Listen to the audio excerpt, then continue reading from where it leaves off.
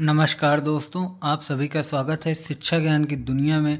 ये हमारी class polity की लक्ष्मीकांत यूपीएससी के लिए ये सीरीज चल रही है। हमने इसमें 3 भाग ऐतिहासिक पृष्ठभूमि के कवर किए हैं। अब चौथा भाग शुरुआत होने जा रहा है, जिसमें हम कवर करेंगे साइमन कमीशन को ख़त्म करते हुए पूरी ऐतिहासिक पृष्ठभूमि को ख़त्म करेंगे। उसके बाद हम संविधान निर्माण की ओर आगे बढ़ेंगे। दूसरा चैप्टर होगा संविधान का निर्माण। आइए साइमन कमीशन को देखते हैं। साइमन कमीशन ब्रिटिश सरकार ने नवंबर 1927 में यानी निर्धारित समय से 2 वर्ष पूर्व ही नए संविधान में भारत की स्थिति का पता लगाने के लिए सर जॉन साइमन के नेतृत्व में 7 दिवसीय वैधानिक आयोग के गठन की घोषणा की। आयोग के सभी सदस्य ब्रिटिश थे, इसलिए सभी दलों ने इसका बहिष्कार किया। आयोग ने 1930 में अपनी रिपोर्ट पेश की तथा द्वैध शासन प्रणाली, राज्यों में सरकारों का विस्तार, ब्रिटिश भारत के संघ की स्थापना एवं सांप्रदायिक निर्वाचन व्यवस्था को जारी रखने आदि की सिफारिश की। आयोग के प्रस्तावों पर विचार करने के लिए ब्रिटिश भारत और भारतीय रियासतों के प्रतिनिधियों के साथ 3 गोलमेज सम्मेलन किए।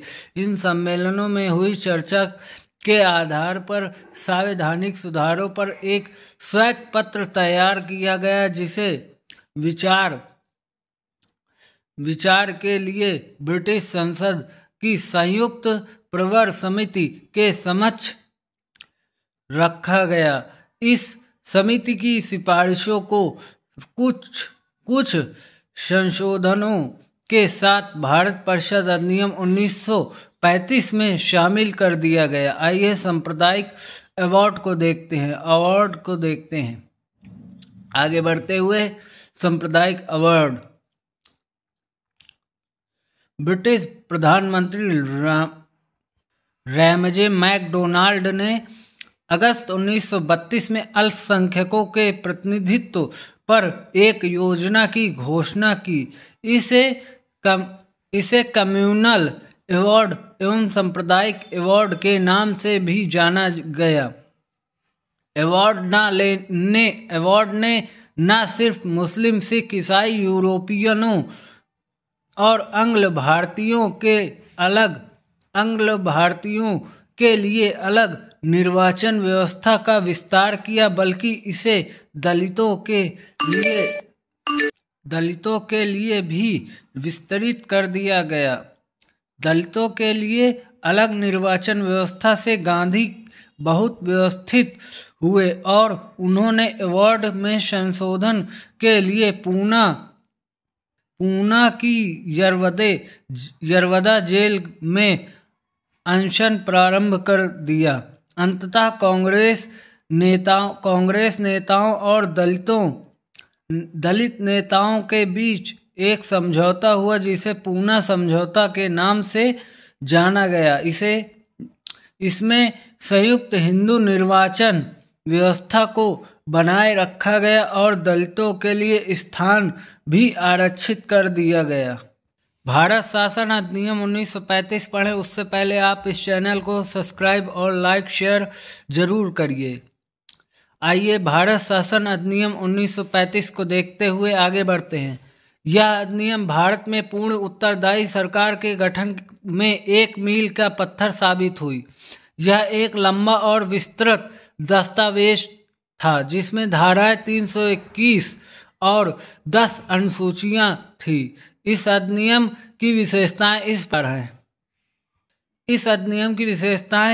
प्रकार हैं। इसको पढ़ने से पहले आप अगर इस चैनल पर नए हैं तो इस चैनल को सब्सक्राइब कीजिए। चलिए पहला पॉइंट देखते हैं।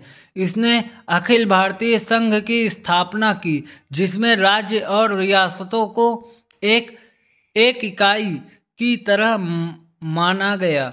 अधिनियम ने केंद्र और इकाइयों के बीच 3 3 सूचियों संघीय सूची 59 विषय, संघीय सूची में 59 विषय, राज्य सूची में 54 विषय, समवर्ती सूची में दोनों के लिए 36 विषय के आधार पर शक्तियों का बंटवारा कर दिया गया।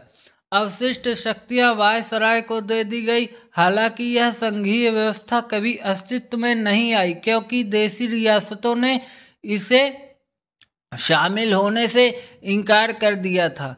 दूसरा पॉइंट देखते हैं, इसने प्रांतों में द्वैत शासन व्यवस्था समाप्त कर दी तथा प्रांतीय स्वायत्तता का शुभारंभ किया। राज्यों को अपने दायरे में रहकर स्वायत्तता तरीके से इन 3 पृथक क्षेत्रों में शासन का अधिकार दिया गया। इसके अतिरिक्त अधिनियम ने राज्यों में उत्तरदायी सरकार की स्थापना की, यानी गवर्नर को राज्य विधान परिषदों के लिए उत्तरदायी मंत्रियों की सलाह पर काम करना आवश्यक था। यह व्यवस्था 1937 में शुरू की गई और 1939 में इसे समाप्त कर दिया गया।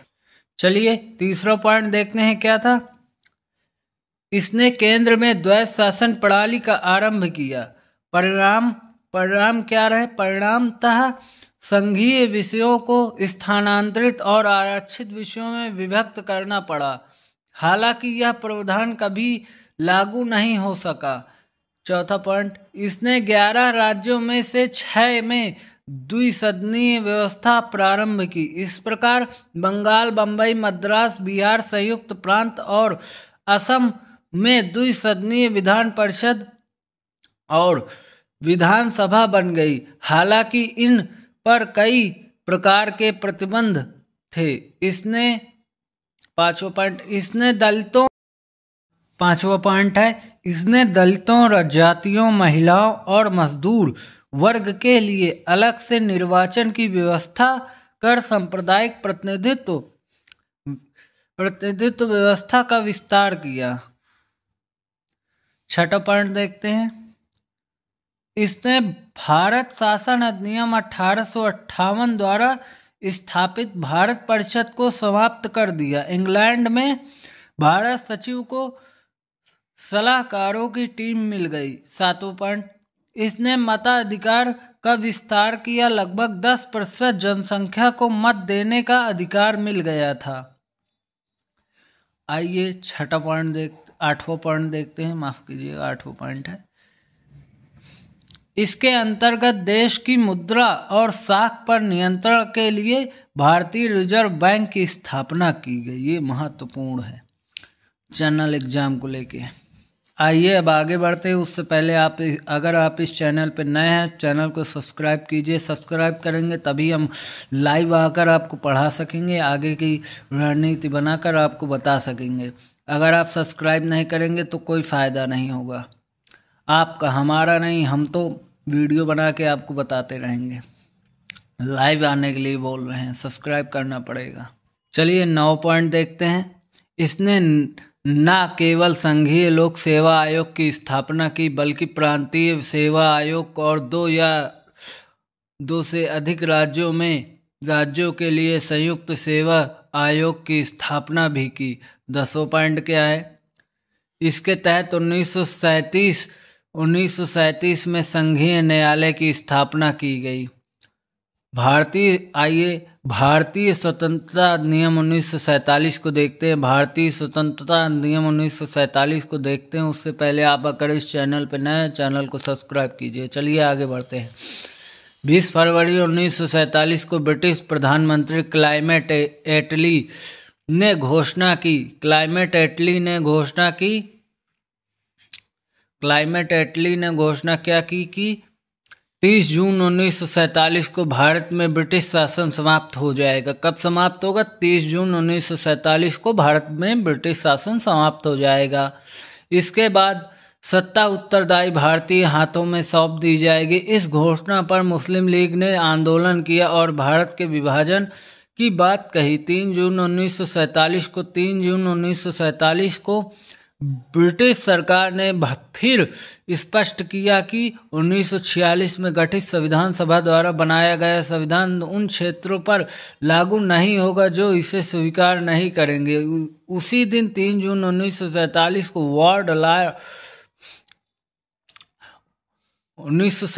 को वायसराय लॉर्ड माउंटबेटन ने विभाजन की योजना पेश की, जिसे माउंटबेटन योजना कहा गया। इस योजना को कांग्रेस और मुस्लिम लीग ने स्वीकार कर लिया। इस प्रकार भारतीय स्वतंत्रता अधिनियम 1947 बनकर उसे लागू कर दिया गया। इस अधिनियम की विशेषताएं इस प्रकार हैं। उससे पहले अगर आगे बढ़ें तो उससे पहले आप इस चैनल को सब्सक्राइब कर लीजिए, तभी हम लाइव पढ़ा पाएंगे। पहला पॉइंट है इस अधिनियम की, कौन से अधिनियम की, आइए कौन से अधिनियम की है देखते हैं। भारतीय स्वतंत्रता अधिनियम 1947 की। चलिए पहला पॉइंट, इसने भारत में ब्रिटिश राज समाप्त कर 15 अगस्त 1947 को इसे स्वतंत्र और संप्रभु राष्ट्र घोषित कर दिया गया। कब घोषित किया गया? 15 अगस्त 1947 को इसे स्वतंत्र और संप्रभु राष्ट्र घोषित कर दिया गया। दूसरा पॉइंट है, इसने भारत का विभाजन कर 2 स्वतंत्र डोमिनियनों संप्रभु राष्ट्र भारत और पाकिस्तान का सृजन किया, जिसे ब्रिटिश राष्ट्रमंडल से अलग होने की स्वतंत्रता थी। तीसरा पॉइंट, इसने वायसराय का पद समाप्त कर दिया और उसके स्थान पर दोनों डोमिनियन राज्यों में गवर्नर जनरल के पद का सृजन किया, जिसकी नियुक्ति नए राष्ट्र की कैबिनेट की सिफारिश पर ब्रिटेन के ताज को करनी थी।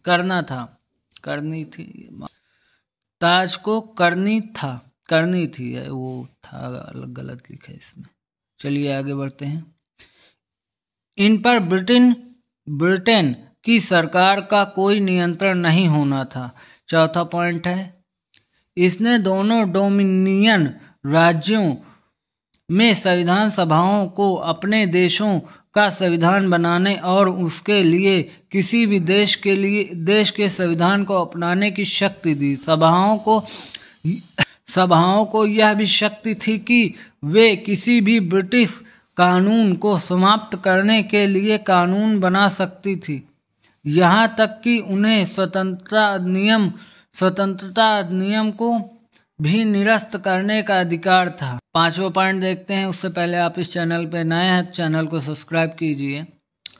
पांचवा पॉइंट है, इसने दोनों डोमिनियन राज्यों की संविधान सभाओं को यह शक्ति प्रदान की गई कि वे नए संविधान का निर्माण या कार्यान्वित होने के तक अपने संबंधित क्षेत्रों के लिए विधानसभा बना सकती थी। 15 अगस्त 1947 के बाद ब्रिटिश संसद में पारित हुआ कोई भी अधिनियम दोनों डोमिनियनों पर तब तक लागू नहीं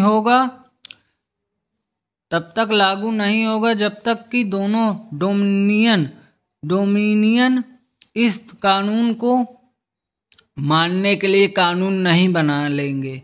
छठा पॉइंट, इस कानून ने ब्रिटेन में भारत सचिव का पद समाप्त कर दिया। इसकी सभी शक्तियां राष्ट्रमंडल मामलों के राज्य सचिव को स्थानांतरित कर दी गई। सातों पॉइंट, इसने 15 अगस्त 1947 से भारतीय रियासतों पर ब्रिटिश संप्रभुता की समाप्ति की घोषणा की। इसके साथ ही आदिवासी क्षेत्र समझौता संबंधों पर भी ब्रिटिश हस्तक्षेप समाप्त हो गए। आठवां पॉइंट, इसने भारतीय रियासतों को यह स्वतंत्रता दी कि वे चाहे तो भारत डोमिनियन या पाकिस्तान डोमिनियन के साथ मिल सकती है। यह स्वतंत्र रह सकती है। 9 पॉइंट है। इस अधिनियम ने नया संविधान बनाने तक प्रत्येक डोमिनियन के शासन संचालित करने एवं भारत शासन अधिनियम 1935 के तहत उनकी प्रांतीय सभाओं में सरकार चलाने की व्यवस्था की। हालांकि दोनों डोमिनियन राज्यों को इस कानून में सुधार करने का अधिकार था। 10वां पॉइंट क्या है? इसने ब्रिटिश शासक को विधेयकों पर मताधिकार और उन्हें स्वीकृत करने के अधिकार से वंचित कर दिया, लेकिन ब्रिटिश शासक के नाम पर गवर्नर जनरल को किसी भी विधेयक को स्वीकार करने का अधिकार प्राप्त था। 11वां पॉइंट क्या है? इसके अंतर्गत भारत के गवर्नर जनरल एवं प्रांतीय गवर्नरों को राज्यों का संवैधानिक प्रमुख नियुक्त किया गया। इन्हें सभी मामलों पर राज्यों की मंत्रिपरिषद में परामर्श पर कार्य करना होता था। 12वां पॉइंट, इसने शाही उपाधि से भारत का सम्राट शब्द समाप्त कर दिया। 13वां पॉइंट, बहुत ही महत्वपूर्ण पॉइंट चल रहे हैं, इनको ध्यान से सुनिएगा। आप केवल सुन लेंगे तो आपका काम हो जाएगा। केवल एक बार किताब से आपको रिवीजन करने की ज़रूरत होगी बस। आप तीनों भाग जरूर देखिएगा, आपको बहुत बढ़िया समझ में आएगा। चलिए 13वां पॉइंट देखते हैं। इसने भारत के राज्य सचिव द्वारा सिविल सेवक की नियुक्तियां करने और पदों में आरक्षण करने की प्रणाली समाप्त कर दी। 15 अगस्त 1943 से पूर्व के सिविल सेवा कर्मचारियों को वही सुविधाएं मिलती रहीं जो उन्हें पहले से प्राप्त थी। चलिए अब आगे देखते हैं। 14 अगस्त और 15 अगस्त 1947 की मध्यरात्रि को भारत में ब्रिटिश शासन का अंत हो गया और समस्त शक्तियां दो नए स्वतंत्र डोमिनियनों भारत और पाकिस्तान को स्थानांतरित कर दी गई। लॉर्ड माउंटबेटन ने नए डोमिनियन भारत के प्रथम गवर्नर जनरल बने थे। उन्होंने जवाहरलाल नेहरू को भारत के पहले प्रधानमंत्री के रूप में शपथ दिलाई। 1946 में बनी संविधान सभा को स्वतंत्र भारतीय डोमिनियन की संसद के रूप में स्वीकार कर लिया गया। आप लोगों को बहुत बहुत धन्यवाद। हमारे ऐतिहासिक पृष्ठभूमि का तीनों भाग मतलब ऐतिहासिक पृष्ठभूमि खत्म हो चुकी है, जिसको हमने 4 भाग में खत्म किया है।